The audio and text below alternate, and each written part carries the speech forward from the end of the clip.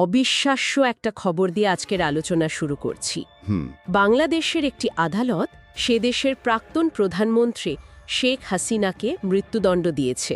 হ্যাঁ, খবরটা শোনার পর থেকে পুরো দক্ষিণ এশিয়ার রাজনীতিতে একটা ঝড় উঠে গেছে।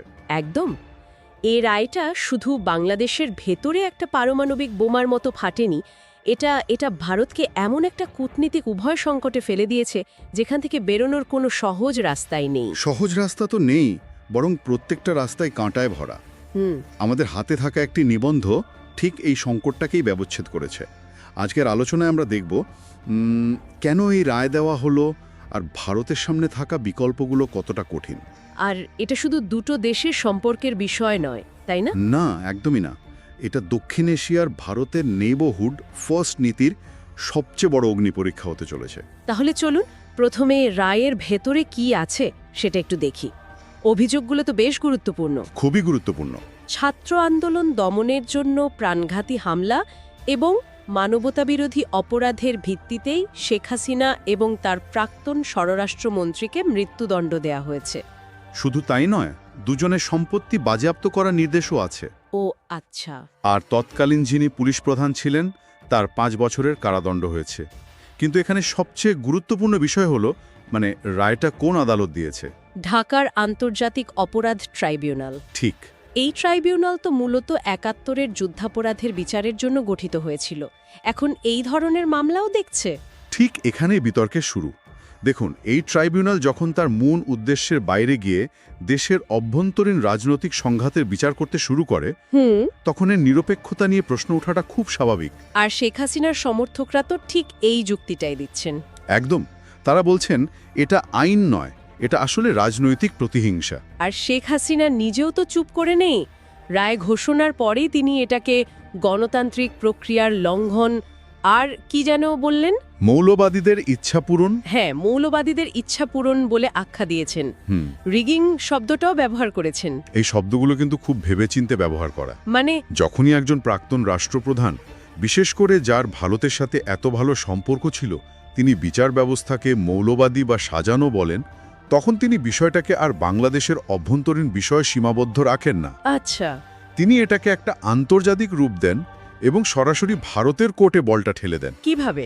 ভারতের কোর্টে কিভাবে বলটা গেল? কারণ এখন ভারত যদি বাংলাদেশ সরকারের অনুরোধে সাড়া দেয়, তাহলে তার বিরুদ্ধে মৌলবাদীদের মদদ দেওয়ার অভিযোগ উঠবে। আর যদি সাড়া না দেয়, তাহলে একটি সার্বভৌম দেশের বিচার ব্যবস্থাকে অপমান করার অভিযোগ উঠবে। ঠিক।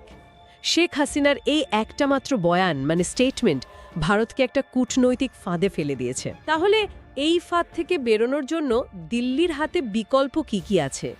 রাজাগোপাল ধর চক্রবর্তীর বিশ্লেষণ অনুযায়ী বাংলাদেশ সরকার তো খুব শীঘ্রই হাসিনাকে ফেরত চেয়ে ভারতকে চিঠি দেবেই। তখন ভারতের আসল পরীক্ষা শুরু। দেখুন, ভারতের সামনে কাগজে কলমে 3টে পথ খোলা আছে। আচ্ছা। প্রথমটা হলো আইনি পথ। ভারত ও বাংলাদেশের মধ্যে যে বন্দি প্রত্যর্পণ চুক্তি আছে, সেখানে একটা খুব গুরুত্বপূর্ণ ধারা রয়েছে। কি রকম? যদি কোনো ব্যক্তিকে রাজনৈতিক কারণে সাজা দেওয়া হয়, তাহলে অন্য দেশ তাকে প্রত্যর্পণ করতে অস্বীকার করতে পারে। তার মানে ভারত সহজেই বলতে পারে যে এটা একটা রাজনৈতিক মামলা, তাই তারা হাসিনাকে ফেরত দেবে না। এটা তো বেশ পরিষ্কার একটা উপায় বলে মনে হচ্ছে না? কাগজে কলমে পরিষ্কার, কিন্তু বাস্তবে একদমই নয়। কেন? একবার ভাবুন, ভারত যদি আনুষ্ঠানিকভাবে বাংলাদেশের বিচার ব্যবস্থাকে রাজনৈতিক উদ্দেশ্য প্রণোদিত বলে ছাপ মেরে দেয়, তাহলে দুটো দেশের সম্পর্ক কোথায় গিয়ে দাঁড়াবে? হ্যাঁ, তা তো বটে। বাংলাদেশের নতুন সরকার এটাকে সরাসরি শত্রুতা হিসেবে দেখবে। এর ফলে সীমান্তে উত্তেজনা থেকে শুরু করে বাণিজ্যিক সম্পর্ক পর্যন্ত সবকিছু ক্ষতিগ্রস্ত হতে পারে। অর্থাৎ আইনি পথটা নিরাপদ হলেও রাজনৈতিকভাবে সবচেয়ে বিপজ্জনক। একদম। তাহলে দ্বিতীয় বিকল্প কি? রাজনৈতিক আশ্রয়, অনেকটা দলাই লামার মতো? হ্যাঁ, এটা দ্বিতীয় এবং অনেক বেশি জোরালো একটা রাজনৈতিক বার্তা। দলাই লামাকে আশ্রয় দিয়ে ভারত চীনের বিরুদ্ধে একটা নৈতিক অবস্থান নিয়েছিল। শেখ হাসিনাকে আশ্রয় দিলে সেটাও বাংলাদেশের বর্তমান সরকারের বিরুদ্ধে একটা স্পষ্ট অবস্থান নেওয়া হবে। এর অর্থ দাঁড়াবে, ভারত শুধু হাসিনাকে রক্ষা করছে না, তার রাজনীতিকে একরকম স্বীকৃতি দিচ্ছে। এর ফল তো আরো মারাত্মক হতে পারে। এতে বাংলাদেশে ভারত বিরোধী সেন্টিমেন্ট তুঙ্গে উঠবে না? উঠবেই। এটাকে বাংলাদেশের অভ্যন্তরীণ বিষয়ে সরাসরি হস্তক্ষেপ হিসেবে দেখা হবে। আর এখানেই তৃতীয় বিকল্পটা চলে আসে, যা কূটনীতিকরা প্রায় ব্যবহার করেন, নীরবতা। নীরবতা মানে বাংলাদেশ চিঠি পাঠাবে, কিন্তু ভারত তার কোনো উত্তরই দেবে না। মাসের পর মাস ফাইলটা পড়ে থাকবে। এটা তো একরকম ঝুলিয়ে রাখা। এর সুবিধা কি? সুবিধা হলো ভারত সরাসরি না বলছে না, তাই সম্পর্ক একেবারে তলানিতে যাচ্ছে না। আবার হ্যাঁ না বলার কারণে হাসিনাও নিরাপদে থাকছেন। কিন্তু এর অসুবিধাও তো আছে নিশ্চয়ই। অবশ্যই আছে। এই ঝুলিয়ে রাখার কারণে একটা দীর্ঘমেয়াদী অবিশ্বাস তৈরি হবে, আর বাংলাদেশ সরকার তখন চীন বা পাকিস্তানের মতো অন্য শক্তির দিকে আরও বেশি ঝুঁকে পড়বে, যা ভারতের কৌশলগত স্বার্থের জন্য খুবই ক্ষতিকর। একদম। আমি ভাবার চেষ্টা করছি দিল্লির সাউথ ব্লকে এখন কী ধরনের আলোচনা চলছে। একদিকে দীর্ঘদিনের বন্ধু আর মিত্রকে রক্ষা করার একটা নৈতিক দায়, ঠিক। অন্যদিকে একটা প্রতিবেশী দেশের সার্বভৌমত্বকে সম্মান জানানো। এর মধ্যে কোনো ভালো বিকল্প তো আমি দেখছি না। কোনো ভালো বিকল্প নেই। প্রত্যেকটা বিকল্পের সাথেই মারাত্মক ঝুঁকি জড়িয়ে আছে, আর আমাদের হাতে থাকা নিবন্ধটি ঠিক এই ঝুঁকিগুলোর কথাই বলছে।